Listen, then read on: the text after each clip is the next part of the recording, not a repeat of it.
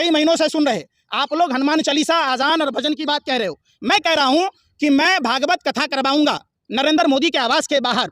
है कोई माइका लाल जो हमें अनुमति दिला देगा? ये क्या मतलब है कि उद्धव ठाकरे के घर के बाहर हनुमान चालीसा पढ़ोगे? भैया, हनुमान चालीसा पढ़ने के लिए मंदिर नहीं है, आपका घर नहीं है। हम कह रहे हैं भागवत कथा बचवाएंगे, सुंदरकांड के पाठ करवाएंगे, अखंड रामायण करवाएंगे प्रधानमंत्री आवास के बाहर। हमको परमिशन दी जाएगी? अमन चोपड़ा को लेकर FIR हुई है देश भर में। अमन चोपड़ा 2 कौड़ी का लुच्चा लफंगा पत्रकार जब जी न्यूज में था तब 10 मई 1857 के सिपाही विद्रोह का नायक सावरकर को बता रहा था, जबकि सावरकर गोरे अंग्रेजों का दलाल, माफी वीर, डरपोक, बुजदिल, कायर सावरकर ने अंग्रेजों को चिट्ठी लिखी थी, माफीनामा मांगा था।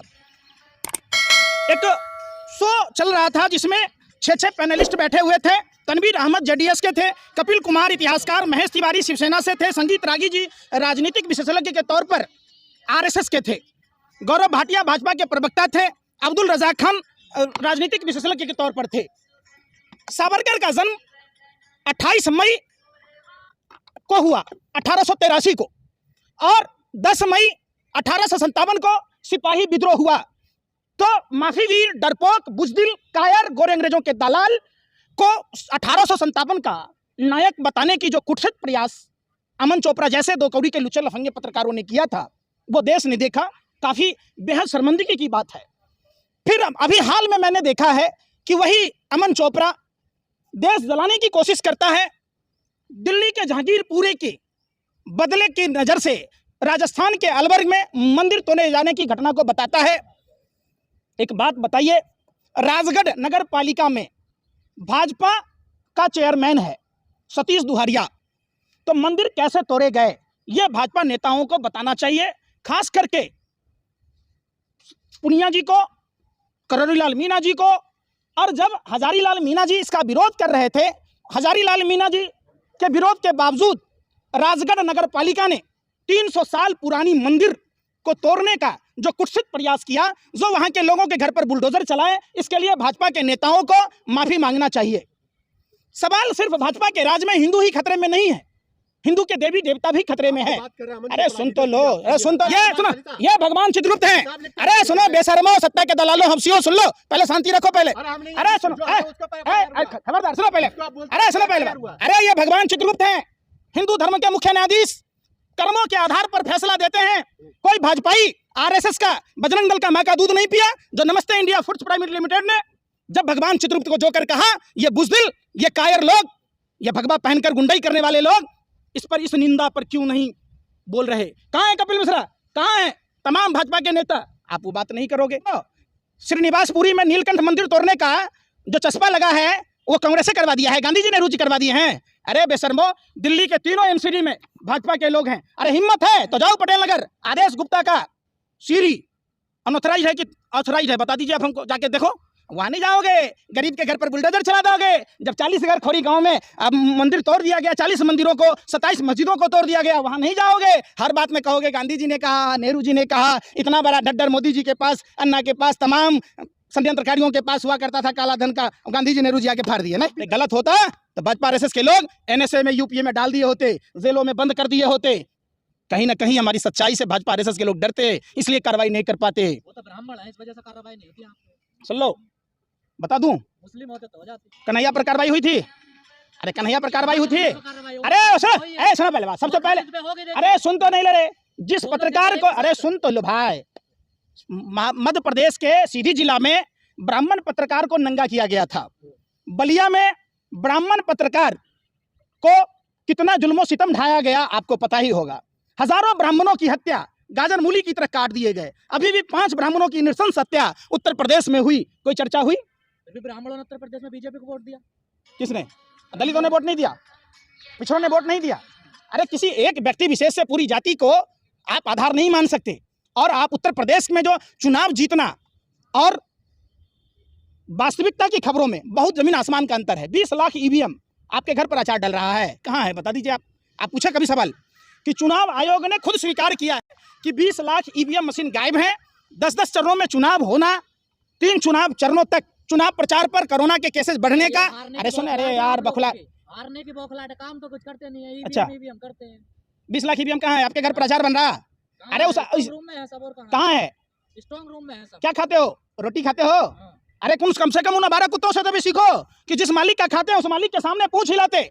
मैं देश के नागरिक, जिम्मेदार नागरिक होने के नाते मैं आपको एक बात बताऊं, हर चीज में आप कांग्रेस पर सुनते नहीं हो, पहले बात लब करते हो, पहले सुनो पहले बात। अरे सुनने रहे, आपके घर में जब बारात आएगी तब आप सब्जी का पौधा रोपोगे क्या? जिस तरीके से बैलेट पेपर कूड़ेदान में पकड़े गए, कूड़े की गाड़ियों में पकड़े गए, आपने नहीं देखा? ईवीएम मशीन, खुद बनारस के पुलिस कमिश्नर ने इस बात को स्वीकार किया कि मूवमेंट में कहीं ना कहीं गलती हुई है। समझो, जो ईवीएम का मूवमेंट किया जा रहा था उसके कुछ पैमाने होते हैं, उस मानक के हिसाब से नहीं हुआ। जब चुनाव हुआ उसके बाद ईवीएम का ट्रेनिंग दिया जाता है क्या? किसको समझा रहे हो? आप ही कातिल हो, आप ही मुंसिफ हो। जब आप सुनो, मीडिया ने सब कुछ समझा दिया जनता को, कोई दिक्कत नहीं है किसी को। हाँ, तभी तो आप बन गए ना, तभी तो आपको पद्म सम्मान मिलता है ना, तभी आपको ना राज्यसभा में सदस्य बनाया जाता है। नहीं तो देश लूटने वाले, अरे बेवकूफो, शर्म करो, क्या खा रहे हो? तुम पहले सुनो। अरे भाई, सुभाष चंद्रा कौन है? अरे यार, हम पूछ रहे हैं सुभाष चंद्रा कौन है? जो बैंकों में डकैती डालने वाला सुभाष चंद्रा को भाजपा राज्यसभा सदस्य कैसे बनाई? बताओ। अब कहने पूछते हो, अरे आपको दिक्कत क्या है कि आपको बनाना चाहिए? आप जैसे मुजरा गाने वाले को बनाना चाहिए ना, गा रहे हो ना मुजरा, इसी बात का ना मुजरा गा रहे हो, इसी बात का ना मुजरा गा रहे हो। अरे भैया, तुमको भी चैनल खोलना है क्या? 2 कौड़ी का लुच्चा लफंगा पत्रकार, 52 ग्राम गांजे पर नागिन डांस करने वाला, जब बार बार उसी गुजरात में हेरोइन पकड़ा जाता है, उस हीरोइन की चर्चा आप नहीं करते? मुद्रा पोर्ट पर कैसे पकड़ाया, उसके बाद भी कैसे पकड़ाया, आप उसमें नहीं करोगे। आरडीएक्स पर बात नहीं पूछोगे। जब प्रधानमंत्री और रक्षा मंत्री, गृह मंत्री सबके रहते हुए ये हथियार कहां से आते हैं, खुद प्रधानमंत्री जी बोलते थे, तो आप नहीं सवाल पूछोगे। महंगाई का मोह नहीं प्रधानमंत्री जी बोल पाते, उस पर सवाल नहीं पूछोगे, तो सवाल किस पर पूछोगे? ये बताओ। महंगाई की बात करते हैं, महंगाई है तो जनता रोड पे क्यों नहीं आती है? बार बार मेरा ये सवाल है। जनता खुद आया ना रोड पे, जिसको महंगाई लग रही है रोड पे उतरे। आप सर्टिफिकेट बांट रहे हो कि जनता रोड पर आ रही है कि नहीं आ रही है? किसने घर में लॉक है? रखा है? घर में बैठ कर और अपना ही ऑडियंस किराए पर बुला रहे हो, और पब्लिक भी रहता है, गेस्ट भी बिठा के सारे सुनो लबड़ाई करते हो। घर घर अगर माँ का दूध पिए हो, घर घर जाके सर्वे करके देखो, औकात पता चल जाएगी। ये जो मदारी का खेल दिखाते हो ना, ये मदारी का खेल, आप दुनिया समझ गई बात को, समझो। मदारी का खेल दिखाना बंद करो। अब भारत में रोजगार भी मिलेगा। पाकिस्तान से जो डिग्री लेकर के आएंगे, अब इंडिया में उनको नौकरी नहीं मिलेगी। कब तक पाकिस्तान का सहारा लोगे? कब तक जिन्ना का सहारा लोगे? कब तक गांधी नेहरू का सहारा लोगे? कभी आत्मनिर्भर तो बनो, आप बताओ ना। अरे सुनो ना, पहले बात, 8 साल में कितने लोगों को आपने रोजगार दिया, और रोजगार कितना लिया, ये तो बता दो। आप लोग हनुमान चालीसा, आजान और भजन की बात कह रहे हो। मैं कह रहा हूं कि मैं भागवत कथा करवाऊंगा नरेंद्र मोदी के आवास के बाहर। है कोई माइका लाल जो हमें अनुमति दिला देगा? ये क्या मतलब है कि उद्धव ठाकरे के घर के बाहर हनुमान चालीसा पढ़ोगे? भैया, हनुमान चालीसा पढ़ने के लिए मंदिर नहीं है, आपका घर नहीं है। हम कह रहे हैं हम भागवत कथा बचवाएंगे, सुंदरकांड के पाठ करवाएंगे, अखंड रामायण करवाएंगे प्रधानमंत्री आवास के बाहर। हमको परमिशन दी जाएगी? मैं टीवी देख रहा था और यही चीज मैं लिख के लाया। आप लोग खबर क्या दिखाते हो? देखिए, मीडिया का जो समय है बड़ा जोरदार है। आधे समय पर नेता, कुछ समय हिंदू मुसलमान, तो कुछ समय चीन, पाकिस्तान, यूक्रेन, कुछ समय सांप बिच्छू, भूत प्रेत, कुछ समय फिल्मी कहानियां। टीवी चैनल वाले गरीबी, भूखमरी, महंगाई, बेरोजगारी के दृश्य तब तक नहीं दिखाता जब तक कोई रिस्पॉन्सर नहीं मिल जाता। इलेक्ट्रॉनिक मीडिया से तो प्रिंट मीडिया अच्छी है, जो कम से कम 24 घंटा लेती है। मीडिया का ही कमाल है कि जूता बनाने वाले भूखे मर रहे हैं और जूता खाने वाले सेलिब्रिटी बन रहे हैं। ये आप ही लोगों का देन है। आप समझो, कर क्या रहे हो आप लोग? आप लोग आने वाली देश का नस्ल खराब कर रहे हो। आप लोग देश का भविष्य गर्त में ढकेल रहे हो, और आप लोगों को शर्म ही नहीं है। शर्म होती तो आप लोग उस पर बात करते। अरे तो हम लोग कभी कमाना है ना। अरे भैया सुनो ना, यूक्रेन की खबर दिखा रहे हो, यूक्रेन चले जाते हो, आप देखे हो 95% लोगों के घर में चूल्हे नहीं जल रहे? आप देखे हो? नहीं देखोगे। अस्पतालों में सुविधाएं नहीं है, वो देखने का आपको टाइम नहीं है।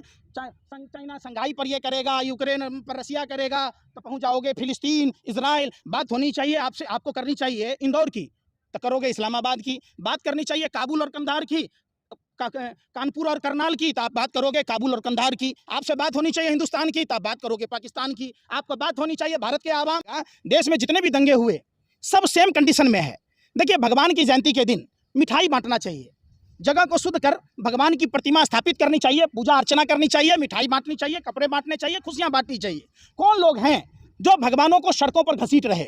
सबसे पहले भगवान की पूजा, मतलब जो जमीन, जो सड़कें पाक साफ नहीं है, जो साफ सुथरी नहीं है, वहां नहीं की जाती है। निश्चित तौर पर ये सभी देशद्रोही लोग हैं जो वैसी जगहों पर भगवान का दुरुपयोग करते हैं। तो एक्शन ले लेना चाहिए। निश्चित तौर पर जब आप एक भी भाजपा नेताओं को बताइए कि भगवान चित्रगुप्त को नमस्ते इंडिया फूड्स प्राइवेट लिमिटेड ने जो कर कहा, झूठ बोलने का फल, व्यभिचार का फल, मद्रापान का फल, तमाम हिंदू धर्म में जो पाप पुण्य का लेखा जोखा होता वो भगवान चित्रगुप्त रखते। तो उस भगवान को जोकर कहने के बाद कोई भाजपा आरएसएस का नेता के मुंह से बोलती बंद हो गई, गूंगे बहरे हो गए, अंधे हो गए, वो नहीं बोला, क्या माँ का दूध नहीं पिया, इसके लिए नमस्ते इंडिया फूड्स प्राइवेट लिमिटेड पर बुलडोजर नहीं चलना चाहिए। मतलब इससे राजनीतिक रोटी नहीं सेकी जाएगी।